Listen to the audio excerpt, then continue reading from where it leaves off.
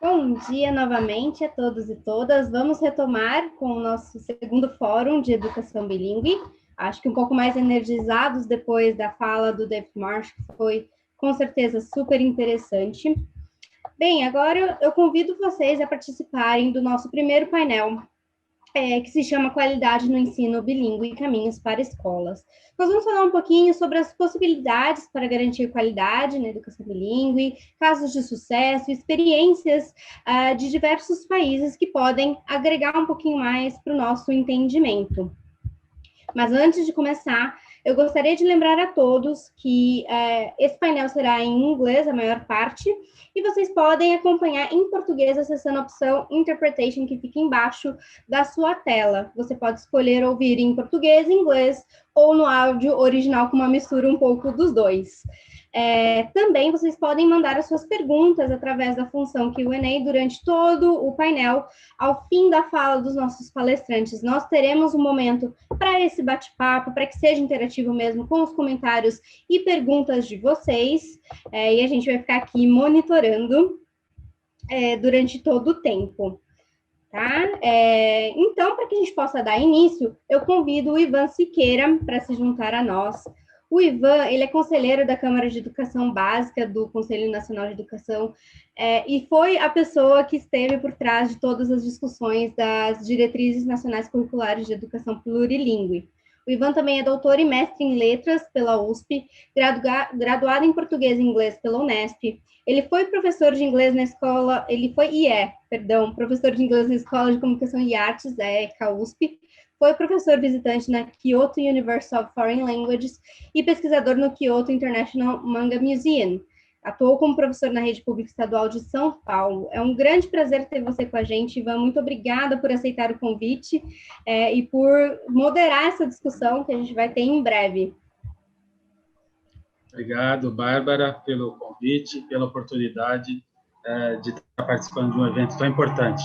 Acho que a gente vive um momento especial no Brasil em relação às possibilidades de ampliarmos, né, na verdade, o ensino de língua inglesa para um contingente maior de pessoas. E a normativa que você falou, que a gente ainda aguarda a homologação do MEC, mas teve uma participação social muito intensa, inclusive aí com o apoio de vocês, da Embaixada. Acho que a gente está num bom momento. A gente tem observado um crescimento das discussões, dos fóruns, as pessoas, as escolas, os profissionais, os docentes, enfim, todos que estão envolvidos nessa perspectiva, se movendo e numa perspectiva muito favorável, eu acredito, para que a gente, de fato, consiga um pouco disso que eu ouvi no final, o David falando, né?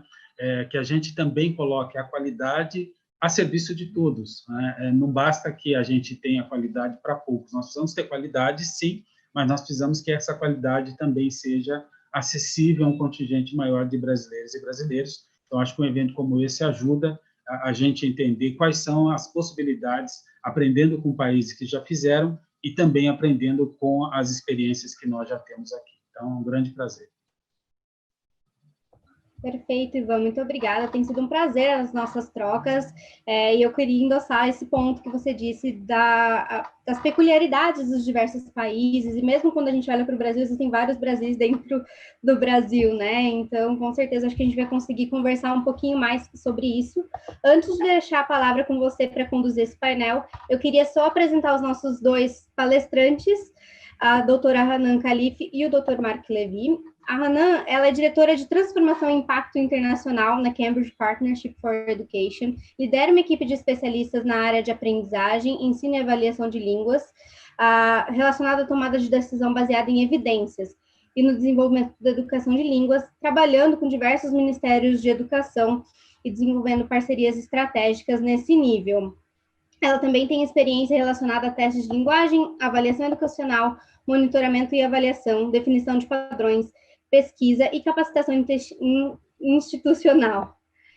E o Dr. Levy, ele é chefe de programas de inglês na Espanha, do British Council, e ele foi responsável pelas iniciativas do British Council em apoio ao ensino e aprendizagem de inglês em todo o país.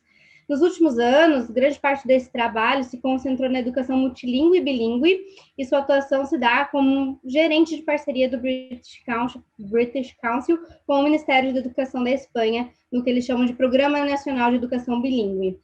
Ele também atua no desenvolvimento do trabalho das escolas do British Council na Europa, especialmente em relação à educação bilíngue, e representa o British Council em conferências na Europa e na Espanha, e hoje aqui no Brasil conosco, né?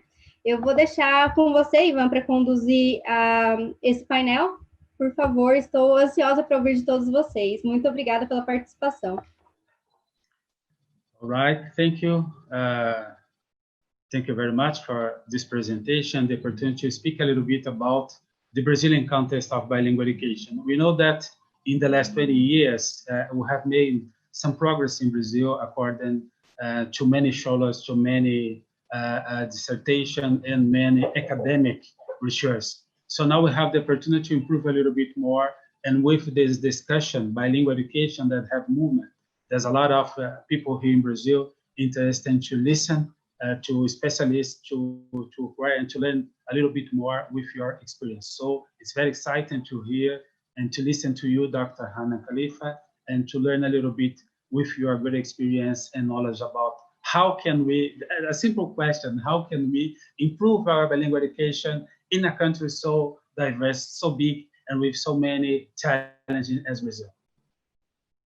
Thanks for coming, and morning. Your son microphone is moved.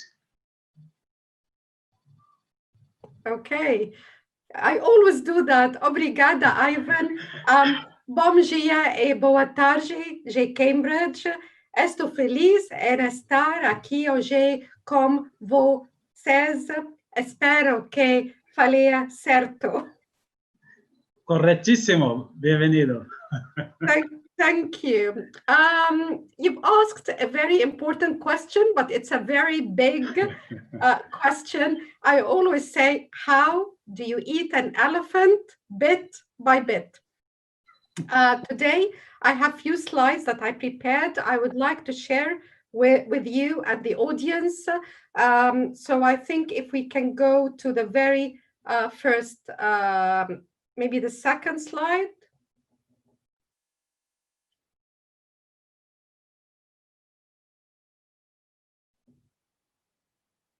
I think the second slide is not this one. No, you need to go up, all the way up. Yeah. Thank you. So Ivan, it is the second slide, the one that starts with bilingual education models. Thank you, Honoré. Okay, I wanted to start by saying there are lots of different bilingual education models around the world. There is one that is known as a sink or swim, where students have no choice but to receive education in a language they don't understand, leading to the promotion of promoting the learning of one language over the one that they are using outside the school. So this definitely would have a negative consequences on other languages that are used outside the school. Some schools, for example, would use 2 languages as the medium of instruction. And here schools may opt for a 50-50 split between subjects taught in language A and subjects taught in language B. The percentage variation of the 2 languages that tend to vary depending on the vision and the strategic objectives of the schools. Some schools could also start with language A in primary education, then move completely to language B in secondary education. And lots of other models. If you want to ask me which one of those work better than others, I can tell you there's no size that fits all policy, and it really depends on the context that you would want the schools to operate in and all of the affecting variables around it. Whatever the model is, there is no denying of the benefits that bilingual education brings. Benefits such as increased mental flexibility, increased opportunities for global exchange and trade. In fact, PISA 2018 Global Competence Report showed that speaking more than one language is positively linked with intercultural understanding and global and intercultural attitudes and disposition. In Cambridge, we are currently working with PISA on its forthcoming language assessment survey, and we hope that results would have positive impact on language education, be it bilingual education or trilingual education. Next slide, please.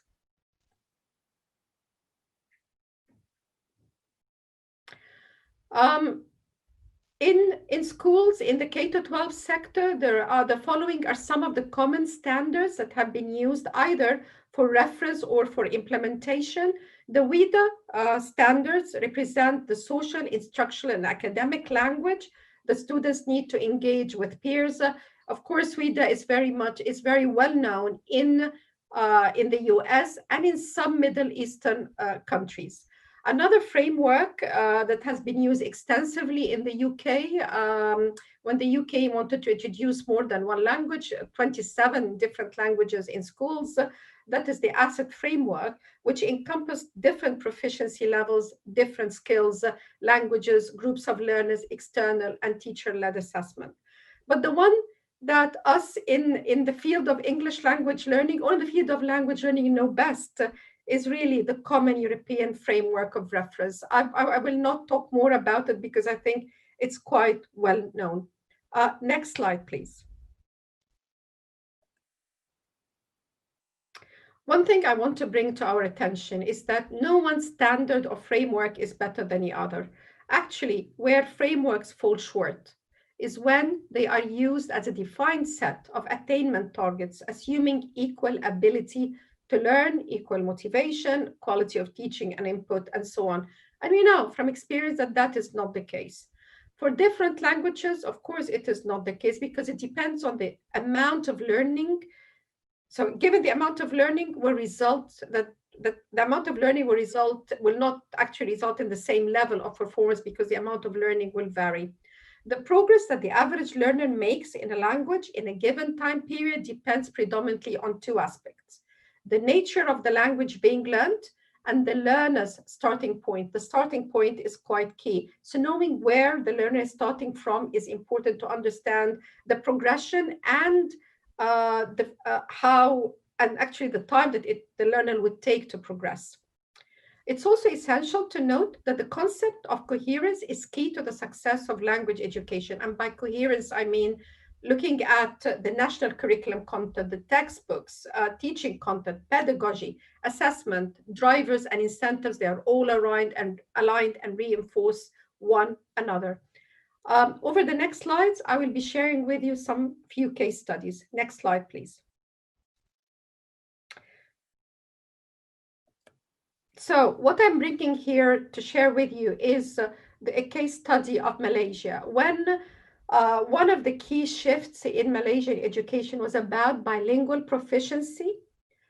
And the priority was, and I'm going to read it out, every child will be at minimum operationally proficient in Bahasa Malaysia as a national language and language of unity, and in English as the international language of communication.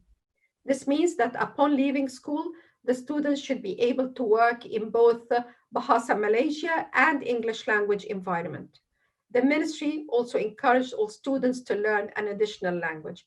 Now, having that shift as one of the key educational shifts in Malaysia was very, very important because it was an endorsement from the government in the same way that Brazil endorsing the new national policy on languages, and that gave strength and power to the decentralized system in Malaysia, which I think is very similar to Brazil.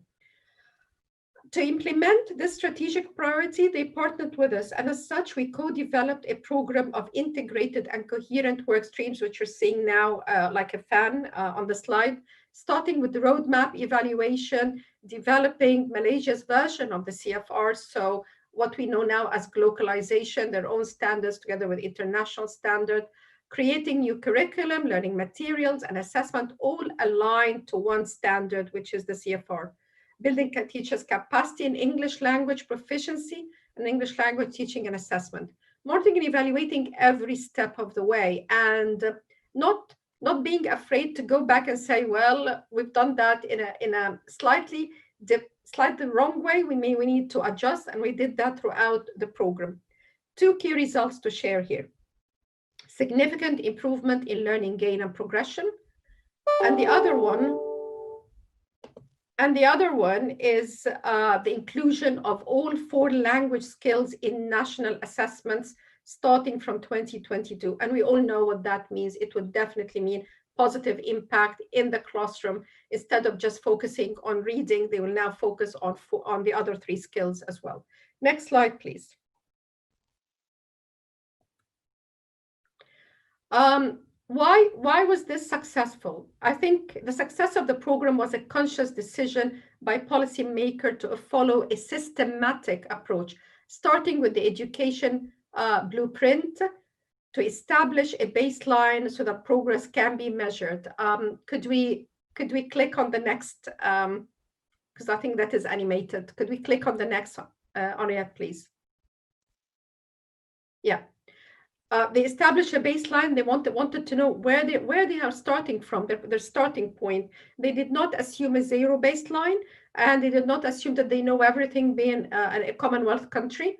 So they wanted to do it on a true measure of data and evidence, and that's where the baseline came in. Could you do another click for me, please?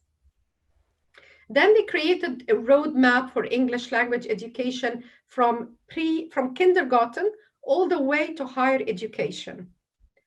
Next, another click, please. And the collaboration with us was about using the same standard to put the assessment, the learning, the pedagogy, the training, all on that standard and focusing on coherence. Next slide, please. Another case study to share with you is Panama Bilingue. When Panama embarked on bilingual education, they focused on upskilling the teachers' cadre. They said, well, Panama cannot become bilingual overnight, and the people who are going to deliver this are the teachers. Let's put our money on the teachers. Let's invest on the teachers. Let's promote them. If they reach a certain level of language proficiency, let's see how they can move across the hierarchy, what kind of incentives we could provide them with. Working closely with Panama, we built a roadmap for a long-term continuous professional development. So Panama Bilingue was also quite clairvoyant in saying, we're not going to do this overnight. We're going to take our time to reach where we want to be. And they knew that no one size fits all. So there was targeted propositions for primary teachers and for secondary teachers. The professional development took the form of blended learning. So I think even before COVID, blended learning was taking place with 24/7 offline and online support. They opted for that rather than face-to-face. They wanted the online and a bit face-to-face, but the majority of the program was all online. Next slide, please.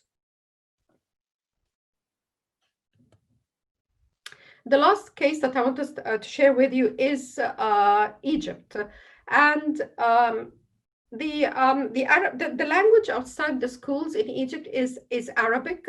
But what the government wanted to do is to introduce an innovative bilingual education system for Egyptian state school students. I am Egyptian, so I know quite well about that program. State schools in Egypt were very, very important, quite influential in the 50s and the 60s and the 70s. In the 80s, they took a dip down and moving over to the millennium. Now the government wants to bring back the old glory of state schools. And what they have done, they've on a pilot scale, it was 1 school per state or per province or per federal state. But it was a purpose-built school. What does that mean? It was built in a way that when the student is moving around the school, they could actually see the 2 languages side by side. So they are picking up both languages at the same time. It was also purposely built to cater for those with disability, those who are quite disadvantaged, physically disadvantaged as well. What we've done is that we've devised curriculum and assessment, CPD, not just for teachers, but also for school leaders, because we felt that that was quite important.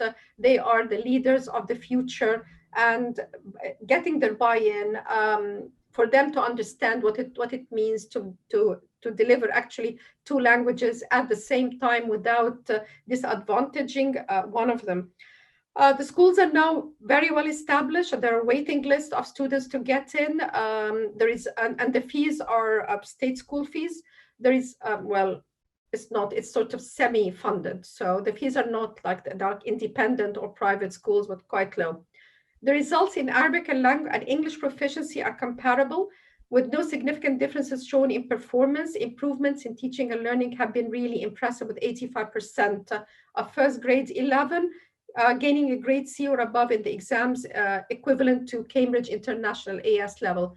And also Egypt worked very closely with Cambridge for the UK, for UK NAREC, which is the recognizing body, to recognize that certificate. I know that I'm running out of time, so on next slide, please, very quickly. My next slide, please.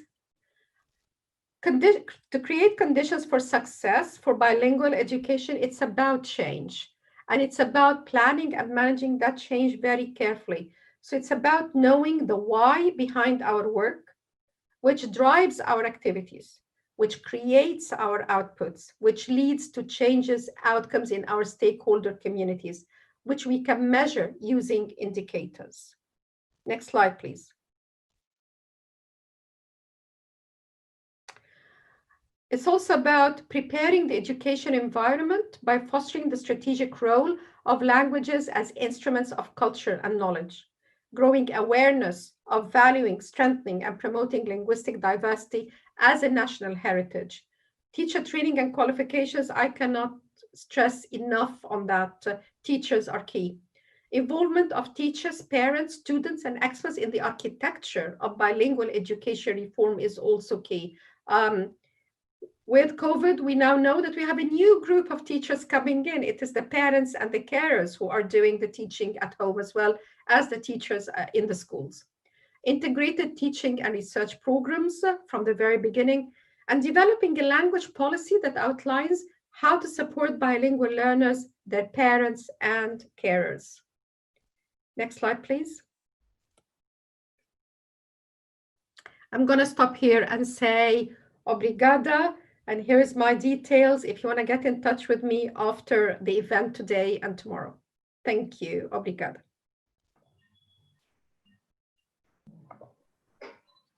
Thank you, Dr. Hanan, for your insights and good example.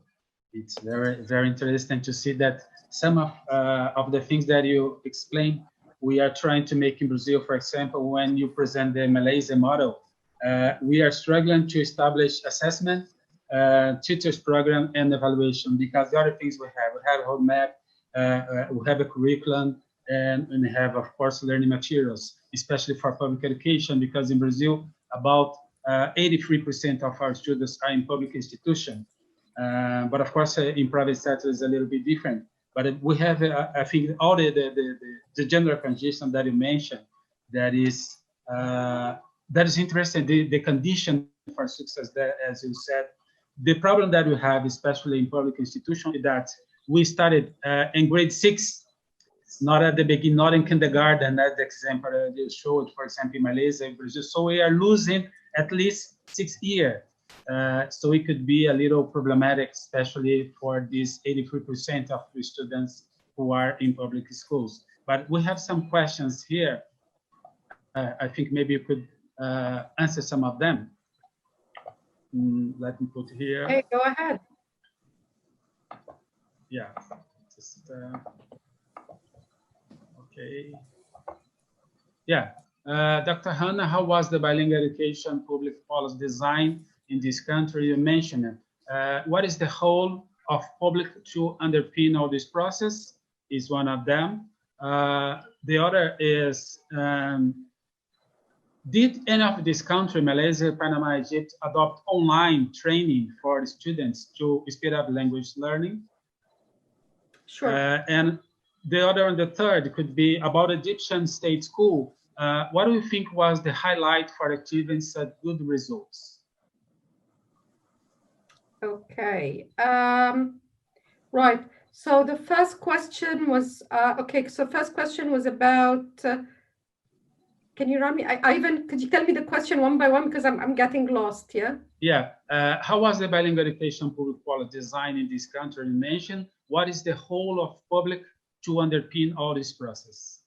Okay, so for example, in Malaysia, the driver was about, it is a Commonwealth country. So people would think that English and Bahasa Malay is of equivalent levels of proficiency. The government 30 years ago took the decision that actually Bahasa Malay should be the language of schooling, and that was because of their unity.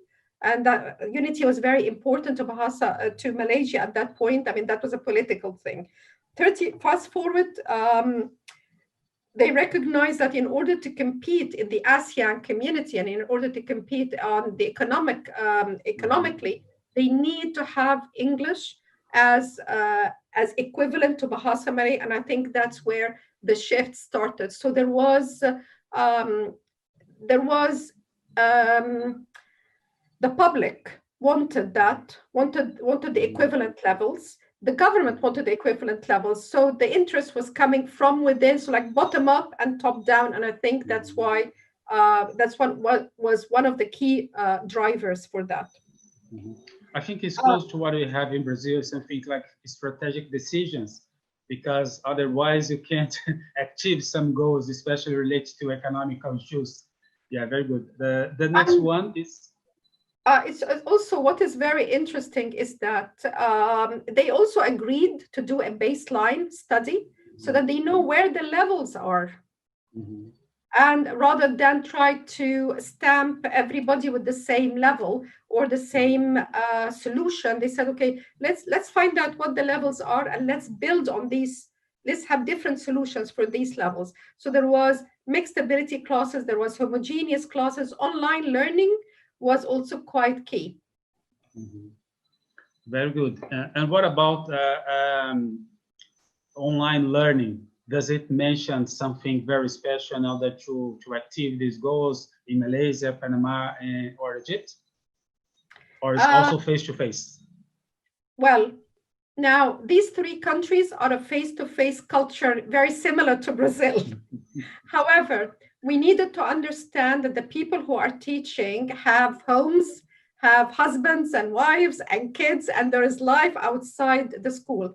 So when we deliver professional development for the teachers, we thought that online is the way to go, and that was before COVID, yeah? Mm-hmm. At the beginning, I think people were saying, well, how are you going to do this? I really want the face-to-face interaction. But I think as we went along, as it was a longer process, people got used to it. And I think now everybody will be getting used to the online more and more. For the learners, we didn't do it before COVID, but for the learners, Malaysia moved very quickly to and parts of Egypt moved quickly to online teaching. And not just Egypt and Malaysia, Kenya, for example, moved, and Nigeria moved, yeah, and Bahrain moved. But the move to online teaching during COVID, as a response to COVID, happened in countries where the broadband was good and they could move very quickly. In other countries where there was broadband issues and also there is access to, to phones, etc., they used radio and they went back to the TV. Oh, good.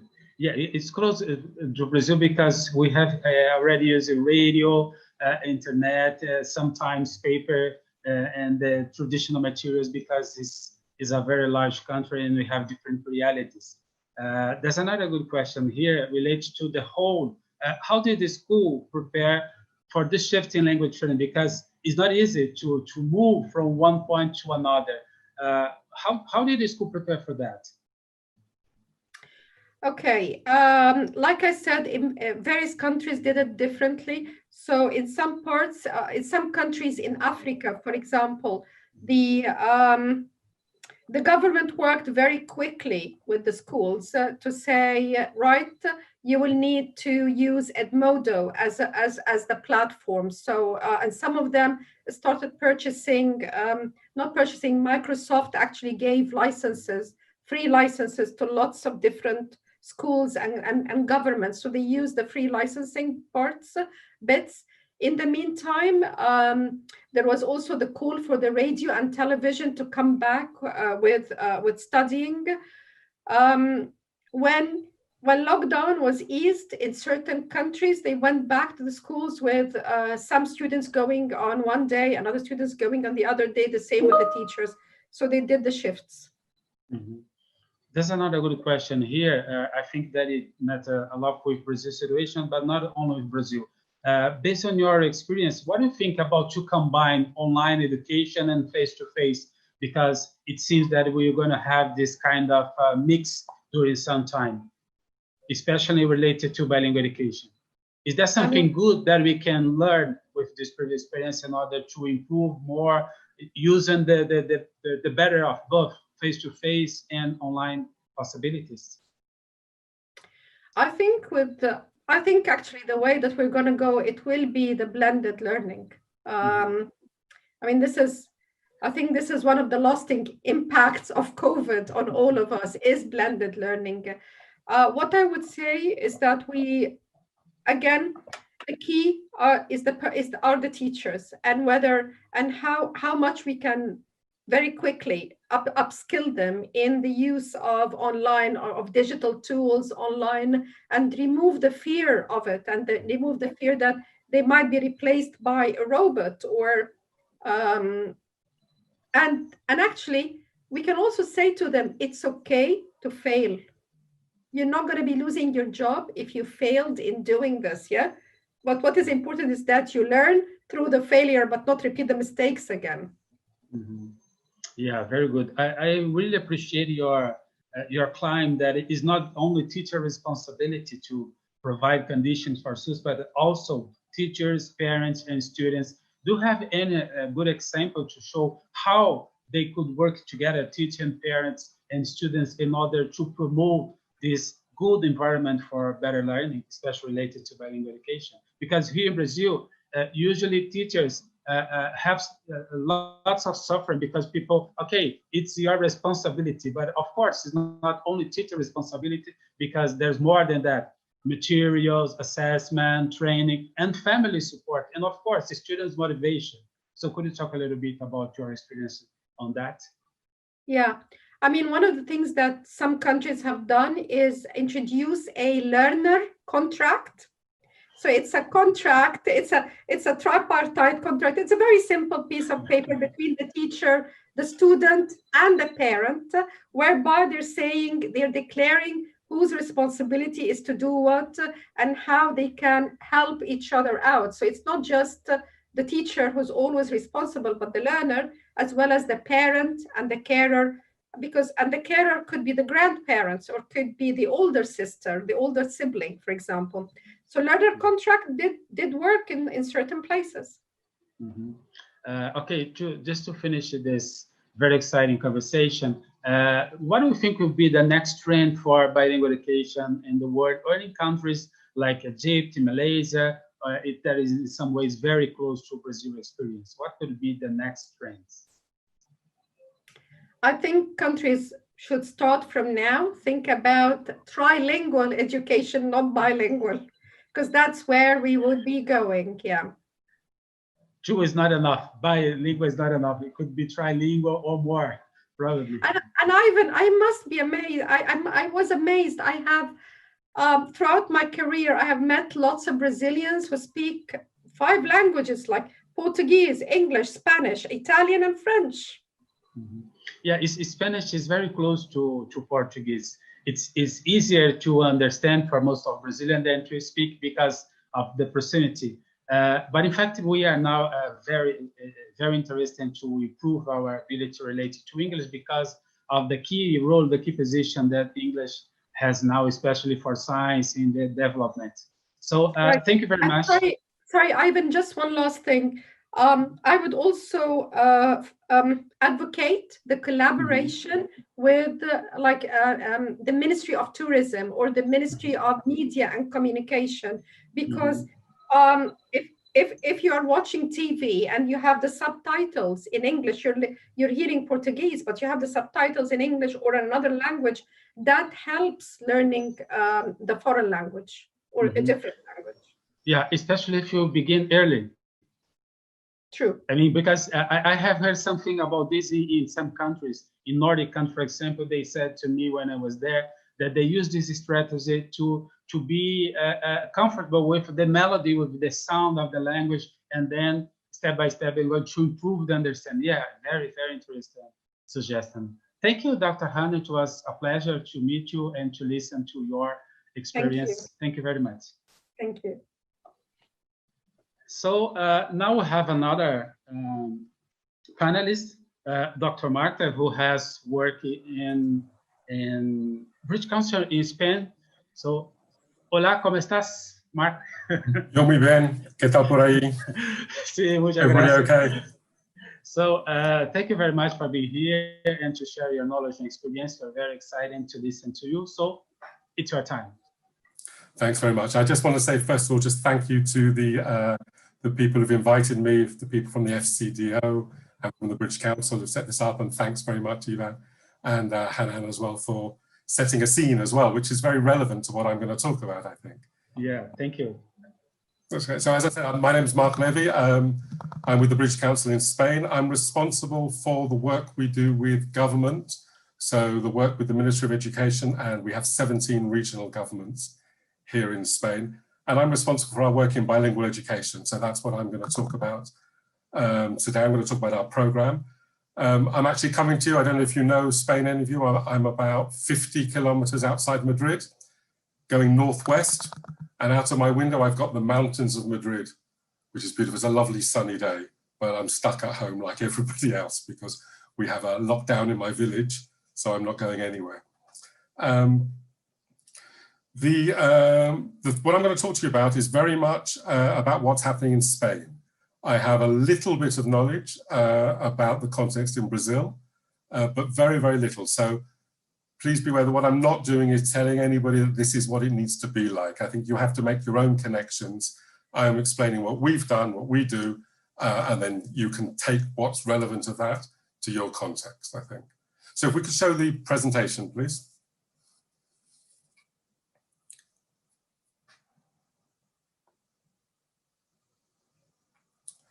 Thanks, yeah. So the bilingual education program is the name of our program, if you like. And if you go to the next slide, I'll tell you a little bit about it.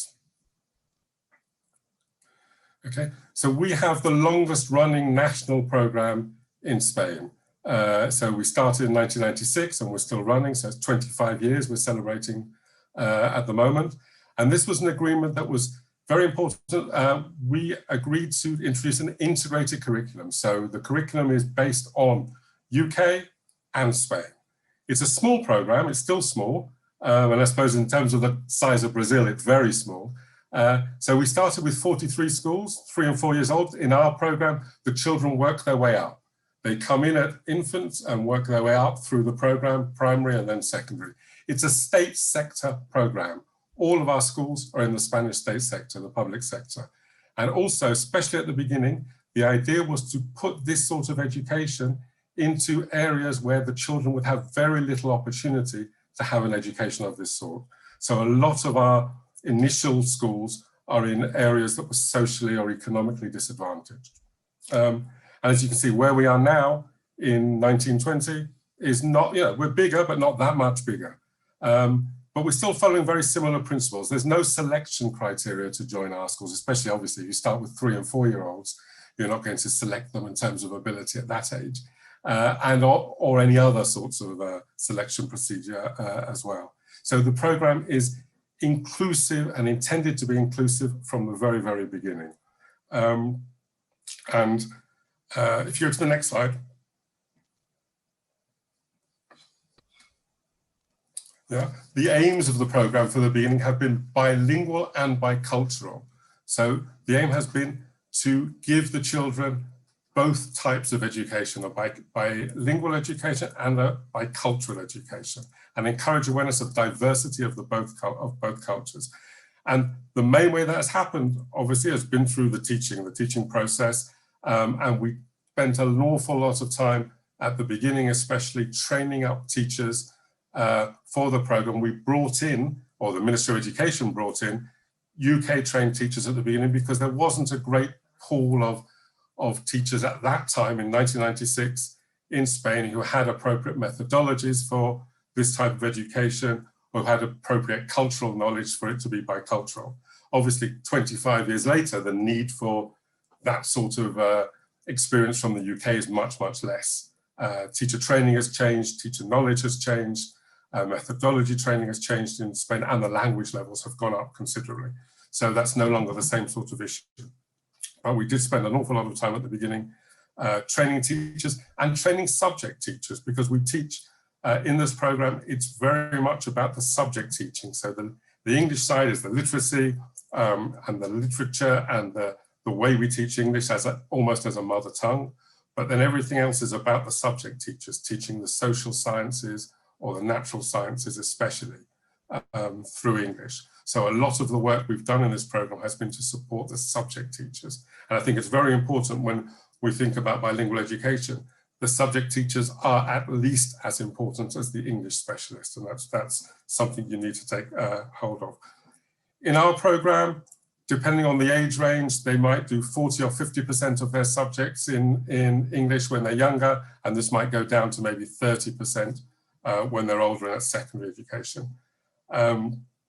At secondary as well, if they want, at 16, they can take international exams, the IGCSEs run by Cambridge International, and they can take those exams in the subjects. So to show that they have the same level of subject knowledge as their counterparts in the UK. And that's what we're focused on. Can we see the next slide?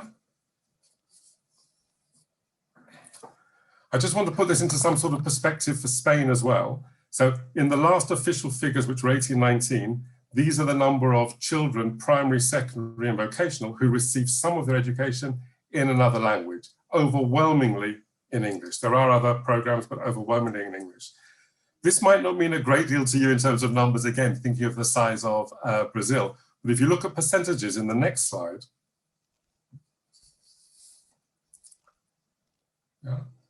this means that over a third of primary school children and nearly a third, or just over a quarter perhaps, of secondary school children receive some of their education in another language apart from their mother tongue. Again, overwhelming English.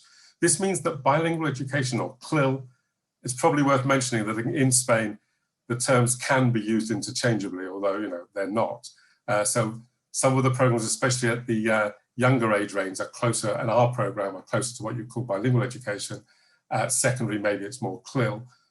But in all of them, there are children who are learning subjects through English, and this is mainstreamed in Spanish education. If you think over 30% of primary, over 25% of secondary, this is part and parcel of normal education in Spain in the state sector. And again, I'm talking state sector. At obligatory compulsory education, it's the state sector which has led in bilingual education. At higher education, it's been led by the private sector. But at basic and compulsory education, so from 3 years old to 16, it's the state sector that leads the way and the private sector that follows where it can. And of course, in many of the regions of Spain, this will actually be multilingual education. So in Catalonia, in the Basque Country, in Galicia, in Valencia, it's 3 languages at least. So there'll be other languages as well. Can we move to the next slide, please? What I really wanted to do was just to talk about what we've learned from our 25 years working in our bilingual program, and from the 15, 20 years of working with the regions in their bilingual programs. What we've learned are key success factors, what makes the difference, and what makes the difference at school level, not just at policy level. We commissioned some research in 2017, published in 2018, and through the research, we identified really we could have told you beforehand, but we did the research. 4 key areas of success factors which make a significant difference. If we go to the first of these, the next slide, please. Okay. One of these is clearly about leadership and institutional culture. So I'm just checking the time. So one of these is about leadership, and it's about consistency and continuing vision. It's not about chopping and changing. It's about having a vision, knowing what you want to do, and then bringing the whole school into this ethos and determining what happens in every classroom. It's not part of a school where it works best. It works best when the whole school is involved. And the feel of a school makes a huge difference. Those of you who observe classes, you often know exactly what you're going to get in a school as you walk through the door. And this is especially true of a school which is multilingual or bilingual. You should be able to feel the languages as you walk through the door. I still remember visiting schools in Leicester many years ago in the UK. I'm walking through the door and seeing all the flags of all the nationalities that were represented in that school in the hallway. Now, obviously, we're not talking so much about multi-ethnic, although it might well be the case in some schools, multilingual, but I think the languages need to be represented in the school immediately so that anybody coming into that school and anybody studying in that school and working in that school knows that they are in a bilingual or a multilingual environment and that everybody else is part of that. Whether they're in the program or not, they are part of that. It's not a separate thing that happens in another section. And of course, the leadership is also about allocation of resources, and training is fundamental. Involving the wider education community is fundamental. Involving parents, as Hanan says, absolutely fundamental. I'll talk about that again a bit later. But this all comes down to how the school is run. So that's a key factor. If we move to the next slide. And connected, sorry, it's worth saying that all of these 4 areas overlap, of course, as well. Another key element, absolutely fundamental, is an understanding that bilingual education is multidisciplinary. You need to coordinate subject specialists and language specialists. The English, in our case, in our program, the English language specialists need to work with the science teachers. They need to work with the history teachers. They need to work with the geography teachers. Otherwise, it doesn't work as a program. They need to identify the areas that they need to cover in their subjects, which we'll talk about in a moment. But all of this coordination, whether it's planning, coordination of delivery, coordination of assessment, needs time. And if you really want a successful bilingual program, you have to incorporate time for planning and coordination and collaboration. This is very difficult when our curricula are completely stuffed to the absolute maximum with input. But we've seen 25 years of experience here. If you want these things to work, the teachers need to be able to collaborate. Can I have the next slide, please? The key factor to successful bilingual education is the key factor to any education, teachers. And I've separated teachers, teaching methodology, but it's teachers. There's an awful lot of research out there. John Hatties is one area, one example, where the biggest single difference is made by the teaching, the level of teaching, the level of experience of the teacher, and well, not so much experience, the level of knowledge, but also the appropriate methodology of the teacher. We've spent an awful lot of time in our program working on methodology. We've spent possibly a bit less time working on level of English. And I think one of the things that needs to be absolutely clear is you need to have the experience and the knowledge in terms of your English level, your subject expertise, and the appropriate teaching methodology. If you're teaching in a second or third language to learners who are learning in a second or third language, the methodology is not the same. You can't stand at the front and talk. You would expect to see very different methodologies, scaffolding, multiple forms of input, multiple checking of understanding that may not happen in traditional classrooms. And that was certainly the case in Spain. And one of the things that has been a very interesting knock-on effect of bilingual programs throughout Spain, not just in ours, is they've become a catalyst for change in teaching in general. So because very often what we're talking about here is better teaching, teaching has got better across the board. So other subjects, teachers who aren't involved in the program have also changed the way they teach. There's also the issue in bilingual education about the understanding of language that subject teachers need and how the language teachers need to help them with this. There's an understanding that language teachers need of what to teach. If you're working through a grammar syllabus and you've come to the past simple, but your same students are in a science class and they need the passive to be able to explain experiments, teaching the past simple is not very helpful. So this collaboration and coordination comes in there as well. And this awareness of the knowledge of the language that the students need in their subjects in English or French or whatever you're teaching Portuguese, that's very, very important. I'm aware of time, so can we just move on to the next one?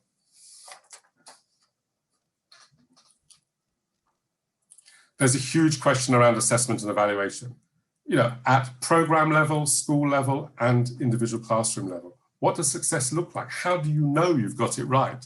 What are your objectives? What are you trying to do? Do you have a baseline? Do you have something to measure it with? How will you know you've even got to success? One of the big problems we're still grappling with is that so much of assessment and evaluation in bilingual education is actually about English, the level of English, where I would argue that the English is going to get better anyway if you put more English into the classroom.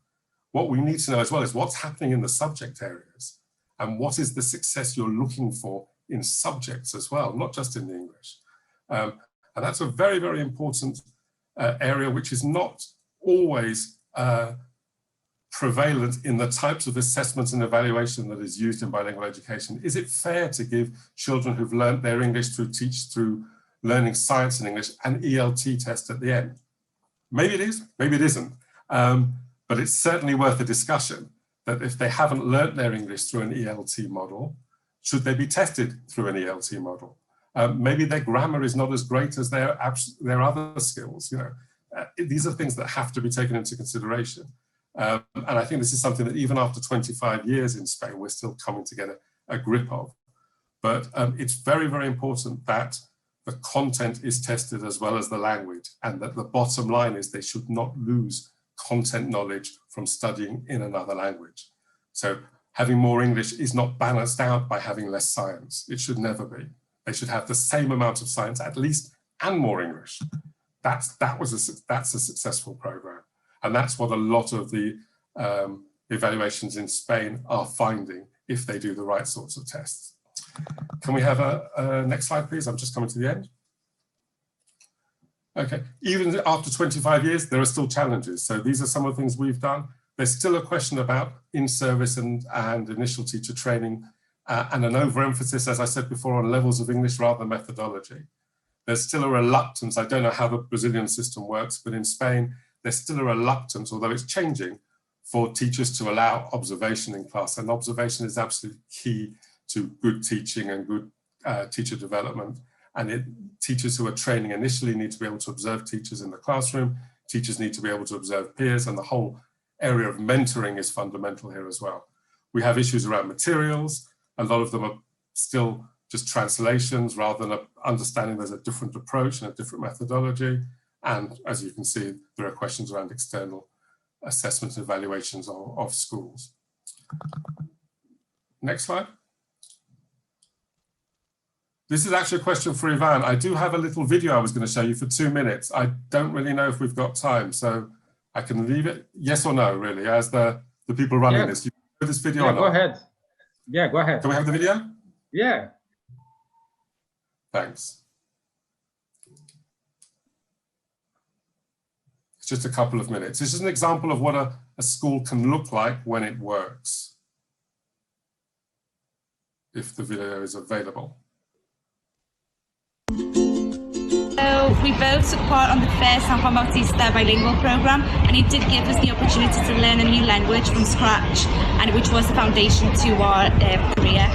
20 years before, once upon a time, there was a school in Madrid called San Juan Bautista.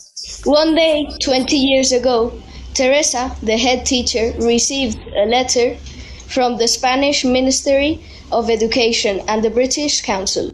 The teachers had a meeting.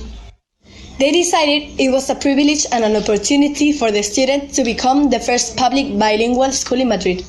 I love Halloween. We sing Christmas carols and we rehearse for our Christmas play. I love my school.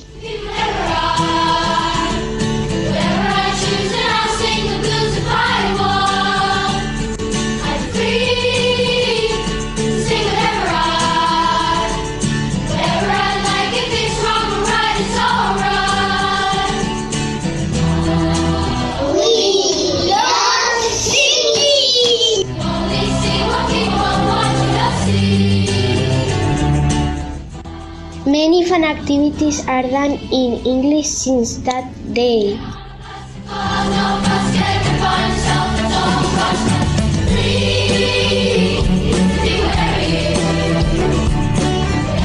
It was the best decision ever.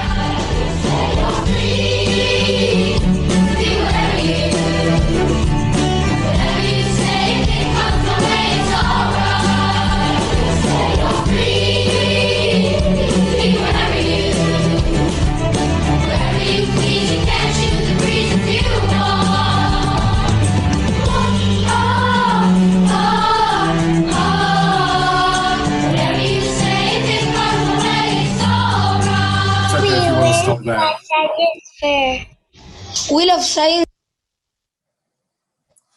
Thanks very much. Can we just go back to the presentation? Just one more slide, I think. Yeah, I just wanted you to see that what a difference a whole school approach makes. That's a normal state sector public school in an area of Madrid. There's nothing special about that school in terms of its catchment area. There's nothing special about its budget. It's just a normal school. But the whole school is involved, down, from the people who work in the kitchens to the people who work at the desks, and then the teachers and the students themselves. Just to finish off then, just to show you, you can find out more information about our program on our website. We're also, if you're interested, we're running a series of debates and discussions about plurilingual education. The next one and the last one, the information's there next Tuesday if you want to join us. And on YouTube, you can see the other ones. And I think with that, I'm just going to say obrigado. The last slide, I think, is just the contact details. So obrigado, thank you very much. You can follow me on Twitter. You can look at the British Council, or you can speak to my colleagues in the British Council in Brazil. There's their contact details. Thank you. I'm sorry if I went on a bit long. Thanks very much.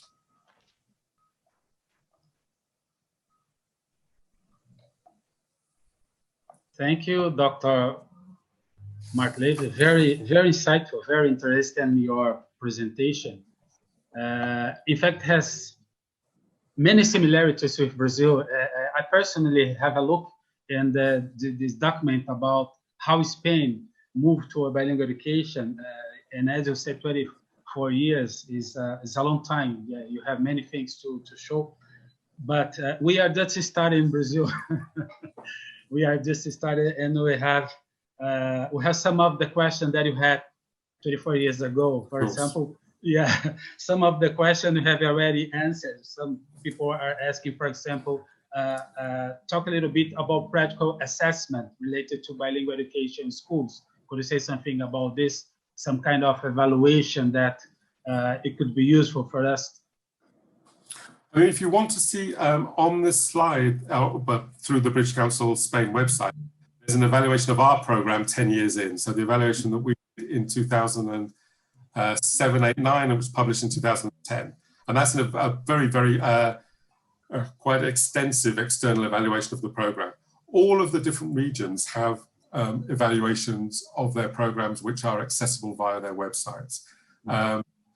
In general, what we're finding, and this is a big generalization because I'm talking about 17 different programs plus ours, what we're finding is that it's a lot of it is about expectations and about getting the expectations right, and then understanding the evaluations according to those expectations. So to give you one example, when the Madrid government did their end of primary testing, I think it was 3 years ago, might be more, 3 years ago, they found that the children in the bilingual school had a slightly lower level of science, in their science knowledge. But when the children get to 16, they don't have that lower level anymore. So that's a little understanding the context and the situation. So the children aren't going to suddenly be bilingual overnight. and there may be going to be issues about some of the process. The question is really what stage have they reached when they're 16 and when they're 18 and when they go to university, not necessarily what happens in the 3rd year of primary or the 4th year of primary or the 5th year of primary, because of the process. And that's about understanding the process, I think. And then the other question is, again, if you're only going to test their language knowledge, English in our case, it could be anything, then you've got a very limited amount of evaluation of the program. Very good. Yeah, people usually are very concerned about assessment evaluation, but I think we should start it before. As you said, I do decided, for example, the numbers that you showed, you started with 35%, more than 1/3 in primary school. I think this was a very interesting decision, especially because we know that kids have more ability to learn new language. And of course, 35 and 26 in secondary school. This was a decision based in some kind of academic understanding at that time, or it was? I think. Sorry. Yeah, no, go ahead. Yeah, you got a point. I wasn't involved at that stage, but I think there's an understanding that past a certain amount, I think I've seen different numbers, but sort of 25%, something like that, you're into something closer towards language acquisition. So I think they were looking at the amount of learning through the other language that would be replicating something along the lines of language acquisition rather than foreign language learning, if you like. And I think the figures, and then it was a discussion that came with the Ministry of Education and the British Council at the time. But I think it's interesting that many of the programs have followed that pattern now. 30-35% is, especially in primary and early years, is sort of the norm for almost all of the programs across Spain.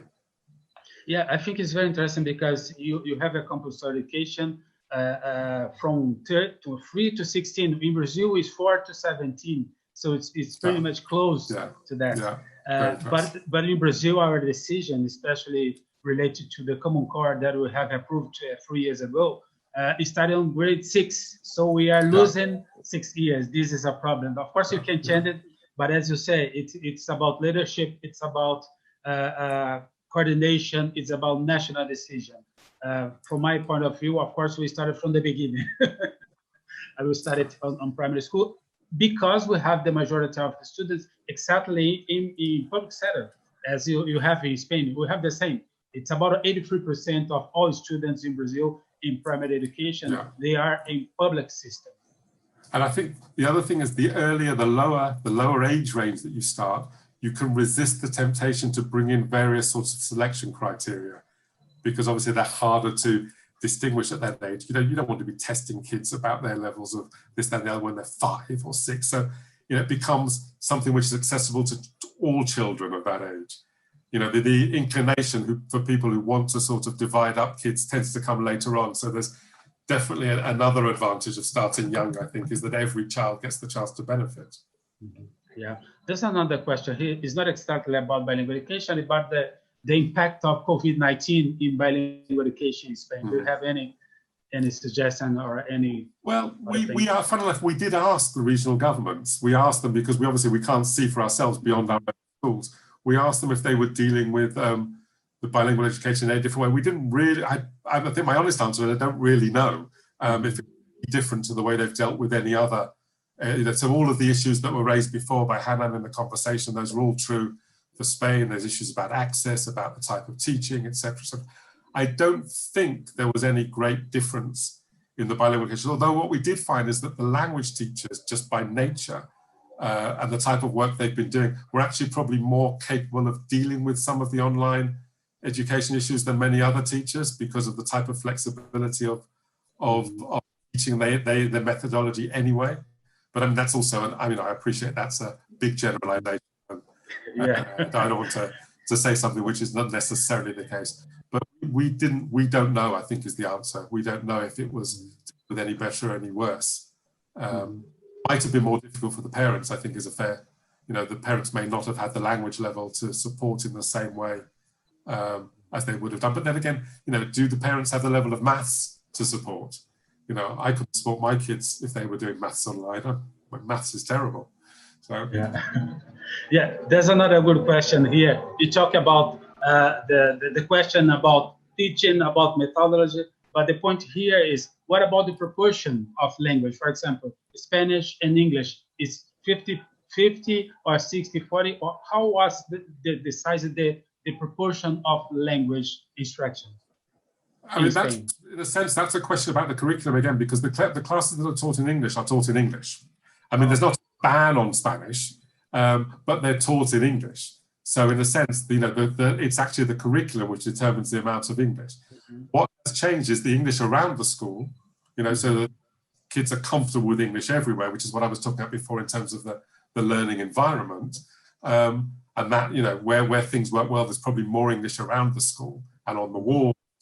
But in terms of actually in the classroom, the English is in the classes delivered in English and the other classes Spanish. So it's never a threat to the, well, certainly to Spanish or to other languages. But the lessons themselves are either in English or in Spanish. The lessons aren't in different languages. I mean, there's a whole big debate at the moment about translanguaging, so I'm not even suggesting that's necessarily, you know, a way forward. But in the programs that we know, that I know, you know, the English lessons are in English. Great. There's another, how do you deal with newcomers who don't speak English? Well, I mean, this is an issue. How do we do it? I mean, in our program, it's less of an issue because really newcomers don't really come into our program. They start to work their way up. There are some children who come in at secondary because there's open access to schools. So sometimes schools need to fill places and they fill them, in which case what we recommend is they give them some sort of entrance, whether it's a test or something else in English, but about subjects. So not an ELT test. You know, so it's about their subject areas, but in English. In other programs, it'll vary. I mean, they may well give. This is what I was saying, is still one of those issues I think that we need to discuss even in Spain in greater depth, and we've started that with our rethinking assessment. Other one will probably give them an English test. They will probably say, have you reached the level of the others in your class? Have you reached a B1 or a B2? Depending on where you join. Whether that's appropriate or not is another. Yeah, I think the question is because of the Brazilian reality, because sometimes students move from private to public sector, you know, and vice versa, and this kind of situation, sometimes comes. There's another question here. It's about, let me see. It's a little bit more related to the program, related to 3 to 4 years old. Any special approach related to that? Because in Brazil, we have a discussion that in preschool, it's more time, some people say, it's more time to join, more time to play, not exactly to study. And of course, we have a different opinion. People said, no, it's time to learn in a pedagogical way. You can play, but it's different than just play for play. So there's this kind of discussion in Brazil. In bilingual education in this program, do you have any kind of issues related to that? We do structured, I mean, in our program, you know, the learning from, you know, at that age, and of course, almost all of it looks like playing, but it's structured, and we base a lot of our work on the text that the kids will read. So we find appropriate books, you know, learning to read books, literacy books, learning about the world books, all the sorts of books that children would normally get at 3, 4, 5, 6 years old, and we work around the information in those books, but in English. So, you know, it is, I mean, the children wouldn't recognize it as, you know, their play or their learning to read or whatever you'd normally be doing at that age range, but it has a purpose and a function.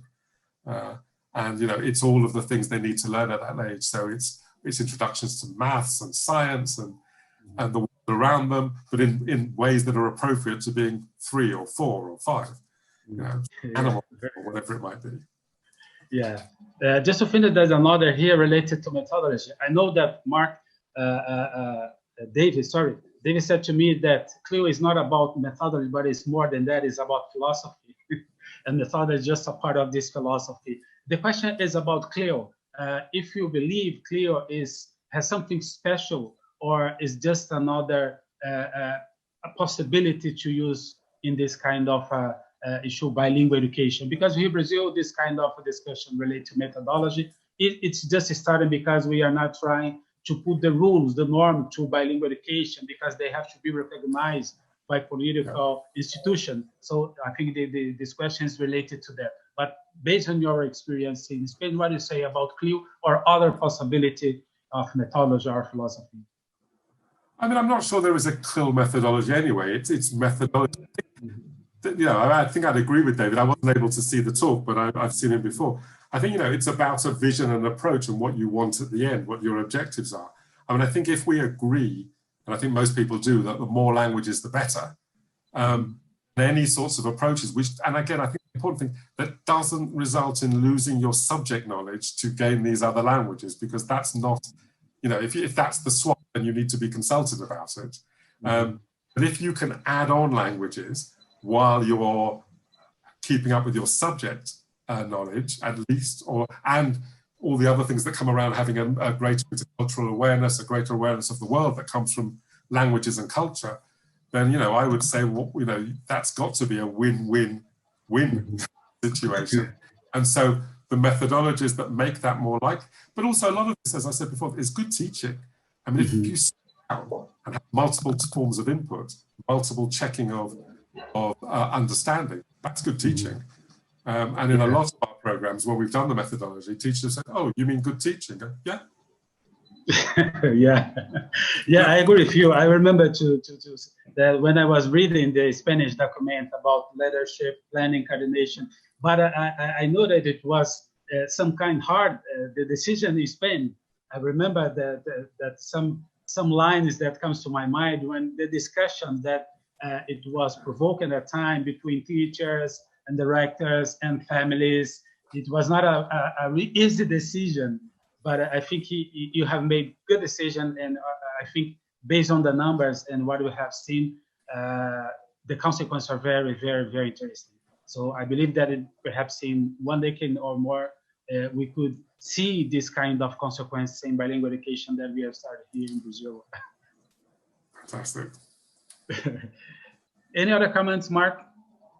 No, I think that's it. I mean, as I say, it's a question of what, I would not presume to suggest that this is the way forward for Brazil, because I don't know, but this is what we've done and this is how it's worked. Anything that you take from that is useful in your context is fantastic. And if you want to follow up with us, of course, we're delighted to help as well. Yeah, very good. In fact, we have seen this kind of suggestions, especially related to the 4 suggestion: leadership, planning, coordination, teacher training, assessment, everywhere.